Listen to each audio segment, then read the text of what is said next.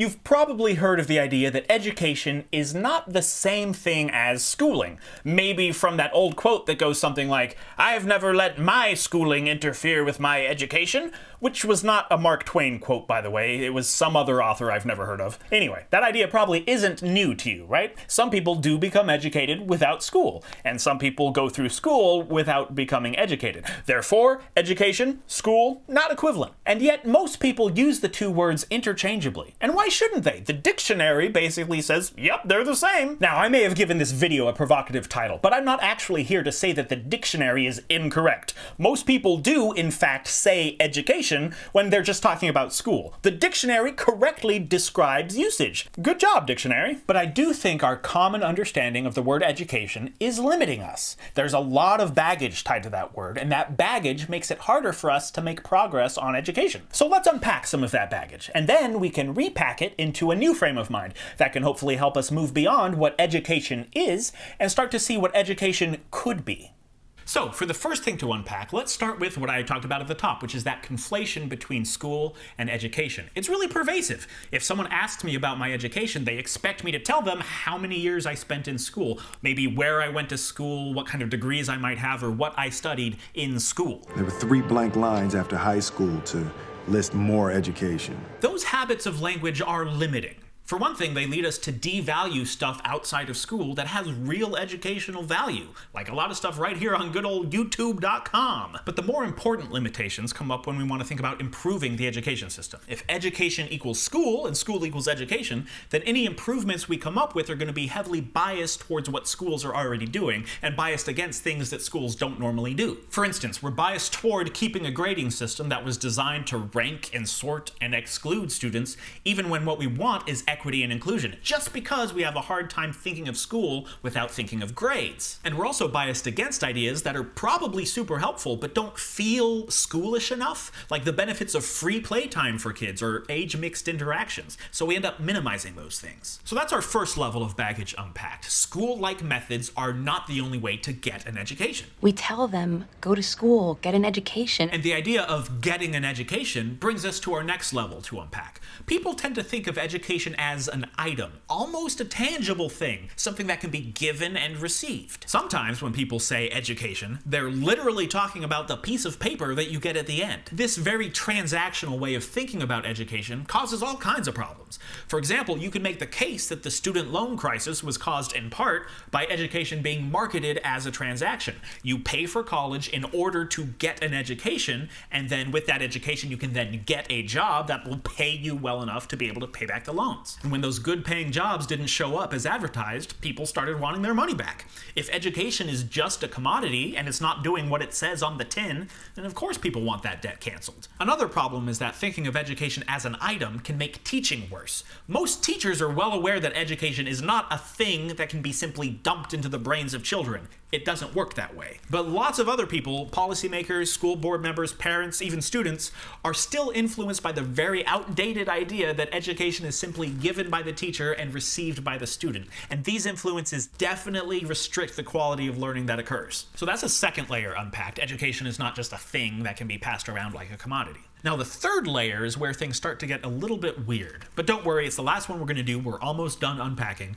Level 3 is about the idea of molding future generations. Yeah, I'm a teacher. I mold young minds. People also think of education as a tool of social influence. Sometimes we call it instilling values and morals. Sometimes we call it indoctrination. There have always been arguments over what should and shouldn't be in the curriculum, even if it's not always as heated as some recent politically polarized topics. But notice the box that puts us in. The question we're asking is, how should we be molding young minds, and not, is molding young minds even a good or necessary thing to do in the first place? Even when people say we shouldn't teach kids what to think, we should teach them how to think, that is still taking a stance on how young minds should be molded. There are a few different critiques here. Some say we can't actually influence people as much as we think we can. Allow me to oversimplify the work of psychologists like Alison Gopnik for a moment.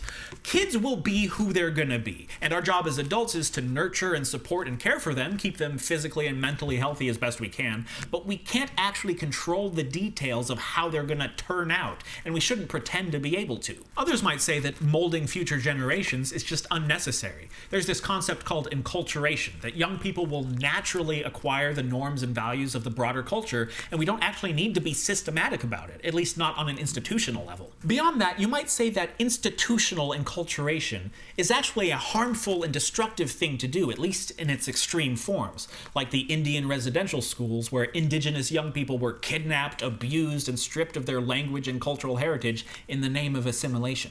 Even if you're not fully on board with those critiques, they do raise the question of what does it mean to mold future generations in a healthy, constructive way? And to start to answer that question, it's time to bring in the new framework that I promised. We're done unpacking. We saw that education shouldn't just mean school or a commodity or social control, but what should it be? Is there a better lens that we can look at it through that can guide us when we make decisions about education? Here's what I propose. And this is not my idea, but I'm also not sure exactly where it comes from, so feel free to blame me if you don't like it. So, education is not school, it's not a thing, it's not a tool, it's a relationship. A person who is well educated is a person who has a good relationship with society. I like this metaphor of a relationship because I think it includes all the stuff we normally mean when we say education, but it also takes us farther. So what is a good relationship with society? Or a good relationship of any kind? Now, I could spend an hour and a half trying to get philosophical about what good means, but don't worry, I'm not going to do that. For now, I think it's enough to say that we all basically know a good interpersonal relationship when we see one, right? So let's keep this analogy at the person-to-person level to start with.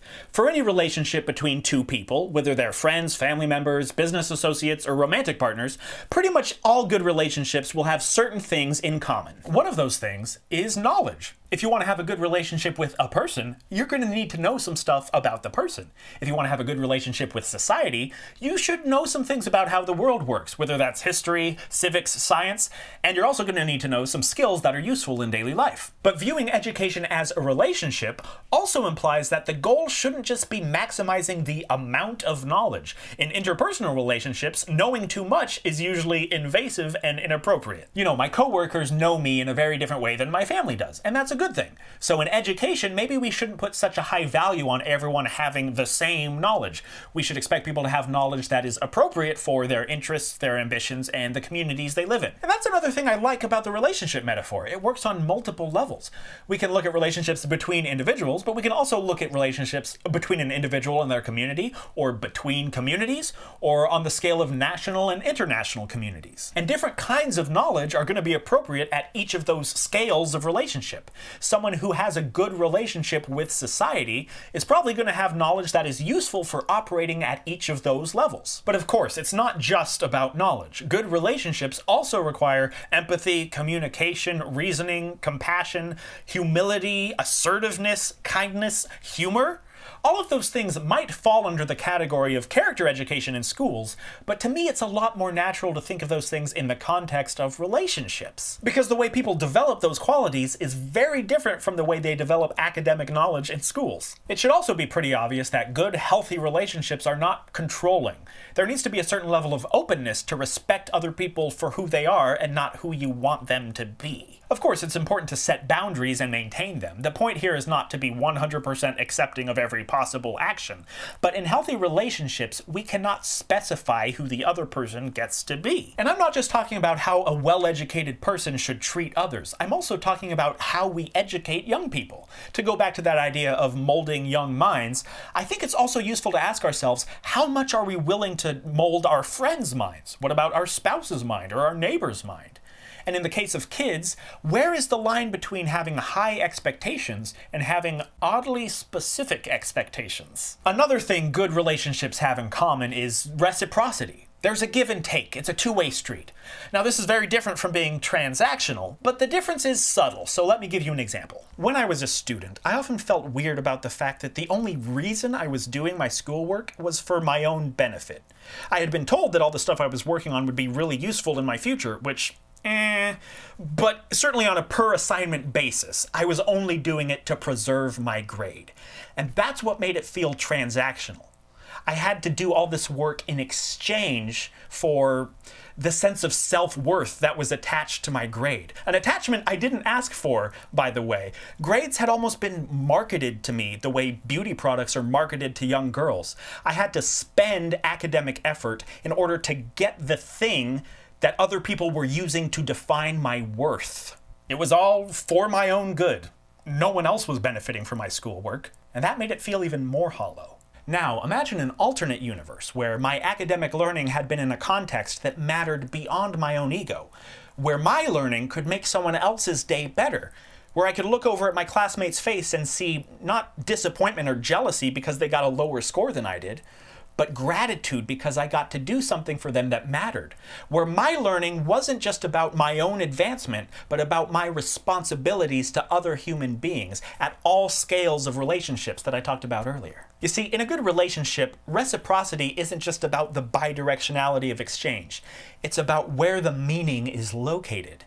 So, this whole idea of thinking of education as a relationship, that a good education is a good relationship with society, it's not meant to be a replacement definition, and I certainly don't think it's like a higher plane of understanding the concept. What it is, as I hope I've demonstrated, is a useful tool to help us ask better questions.